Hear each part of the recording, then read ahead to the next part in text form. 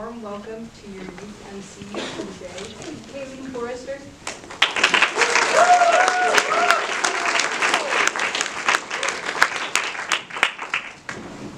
Hello, good morning everyone. I'm so excited to see you here.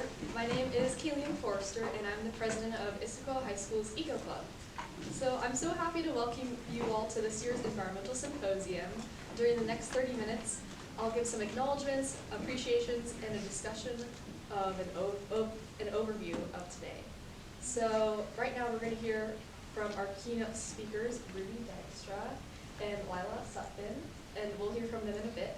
If you ever need to step outside to use the restroom or for any other reason, please feel free to excuse yourself at any time.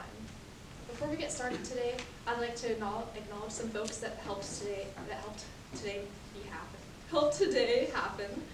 First, I'd like to thank all the teachers, the parents, and the chaperones who helped get everyone here today. We couldn't have done this without you, seriously. Next, I'd like to thank the YMCA Earth Service Corps, volunteers, and environmental staff.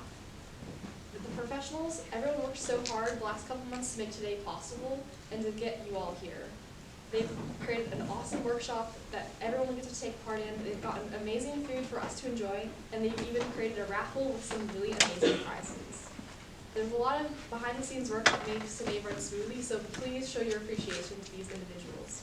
Finally, as we begin our gathering, we would like to respectfully acknowledge today's event is taking place on unceded and handed over land from the Duwamish, Snoqualmie, Siquamish, Stillaguamish, Cayos, and Umatilla Walla Walla peoples who continue to steward these lands for time in memoriam, and we recognize these tribal nations and organizations who have actively created and shaped our thriving YESC community and the University of Washington and beyond. We, as a community of environmentalists, should be and are committed to doing our part to engage and amplify the voices of the Native peoples and tribes in ways that are such as donating time and money to indigenous organizations and working with other tribal nations to restore lands damaged by settler activities. We acknowledge our collective responsibility to call for all furthering and action supporting Native people and this land. Before we get into logistics, I'd like to take a moment to share a little bit more about YESC. The YMCA Earth Service Corps serves about 30 middle and high schools in environmental clubs in around King County. Program instructors go to these youth-led meetings and offer weekly support, in addition to bringing supplies and helping plan club activities and field trips. They also help plan regional events, including habitat restoration, snowshoeing, and other hikes, and of course our symposium, which y'all are here for right now. Please keep an eye out for our website and the social media for more info on the events hosted throughout the year. Now for the logistics. First, Earth Service Corps has staff and volunteers are wearing all gray YESC shirts as shown here up front. And if you ever need help or have any questions about anything today, please do not hesitate to talk to any of these individuals.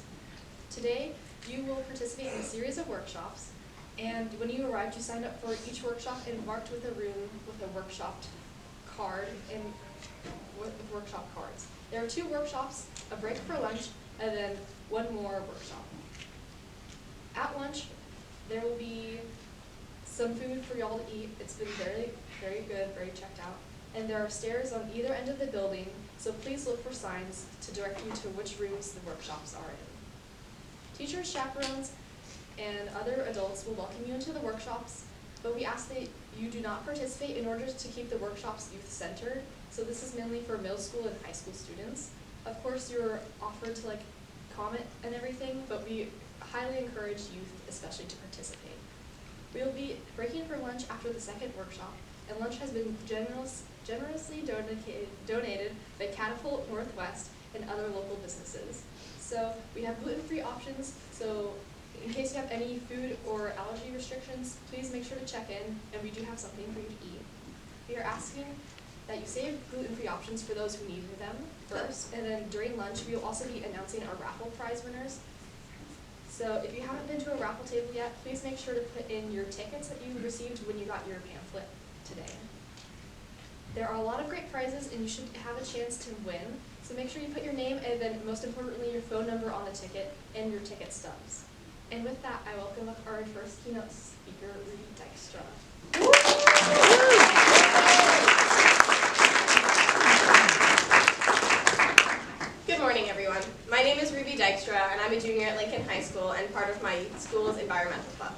Today, I want to talk to you about youth involvement in environmentalism. But first, I'd like everyone to take a moment to think back to a time in your life, or maybe a moment that made you interested in environmentalism. Or maybe it's the first time that you remembered thinking about the impact about climate change. Maybe it's part of the reason you came here today. I can remember one for me, and it's a moment that I'd like to think has changed the course of my life. I was in 5th grade, and a group had come to talk to us about climate change. I think I knew what climate change meant at the time, but I didn't really understand the gravity of the problem until that day. They told us that by 2050, humans might have caused enough damage to the environment that some effects might be irreversible. And wow, that was a lot to hear for a 5th grader. I know that some of you here probably enjoy the sunny day so early in the spring, just like a few days ago.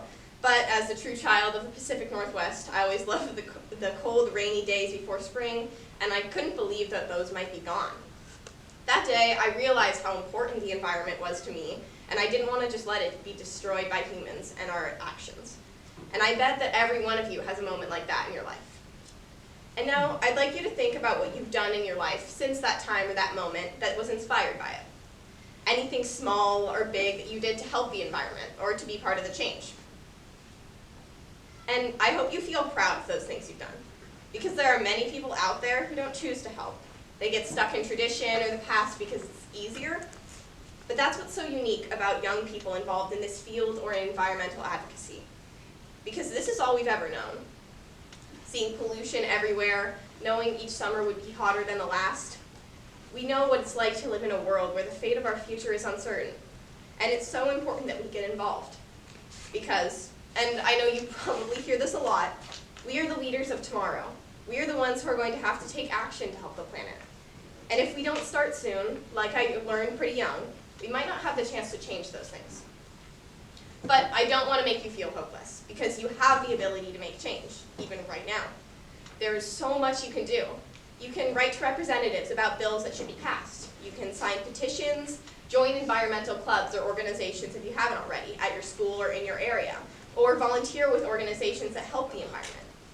But your actions don't have to be big. Anything can help. Recycling or composting more, reusing items in your kitchen or your household, cutting down on your water usage, or planting a garden can help to benefit the natural world. And even just being here today, you are making a difference, because you are learning. Educating people is one of the easiest and most important things young people can do. Tell your parents, your neighbors, your friends about what you learned today. Inspire others to make change in their lives. Because I promise you, if we try to fight this fight alone, nothing's going to change. However, I do want to remind you that making individual change in your life does not mean you have to be perfect. That was something I didn't learn early enough. Do what you can, because it truly does make a difference. But remember that some of the biggest contributors to climate change are big companies, and they need to be held accountable.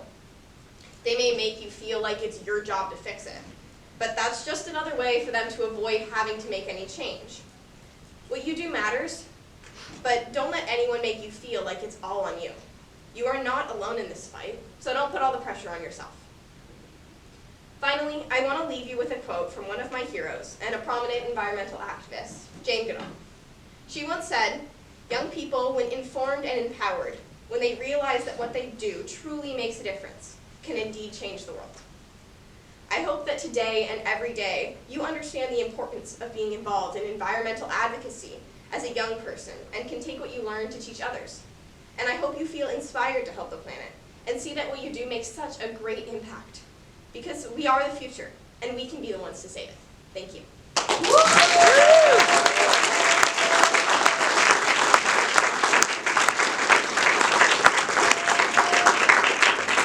And now, I'd like to welcome to the stage Lila Sutphin.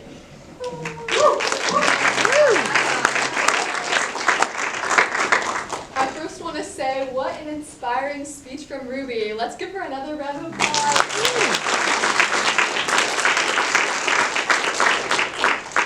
It's truly an honor to stand before you today, to not just share my passion for the environment, but also the journey that led me to this profound appreciation. My name is Lila Sutphin, and I'm a senior at Roosevelt High School. From a young age, I was fortunate enough to be surrounded by the breathtaking beauty of the Pacific Northwest, like many of you guys here. It was there, amidst the towering evergreens, the crystalline rivers, and the majestic mountains, that my love for the environment was first ignited. But it wasn't solely the landscape that shaped my perspective, but also my moms who nurtured this love and appreciation.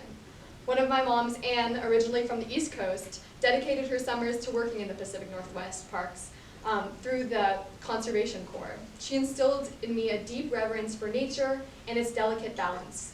Through her work, her stories, and forcing me to go on hiking trips since I was young, she showed me the importance of preserving our natural world for future generations. But what I've come to realize is that environmentalism is not just a topic. It's a framework for living. It's about understanding that our actions have consequences, that every choice we make has an impact on the world around us. It's about recognizing that our interconnectedness with all living things and striving to live in harmony with nature. As we gather here today, navigating through these environmental workshops that are absolutely amazing and well prepared, and engaging in discussions, I urge you to consider this perspective. Let us not simply discuss environmental issues as isolated problems to be solved, but rather as a broader ethos that informs the way that we engage with the world, no matter what we plan to do in the future, nor what we plan to pursue. In our everyday lives, as we go about our routines and pursue our ambitions, let us use environmentalist thought to guide our actions, whether it's reducing our carbon footprint, advocating for sustainable practices in our communities, or simply taking a moment to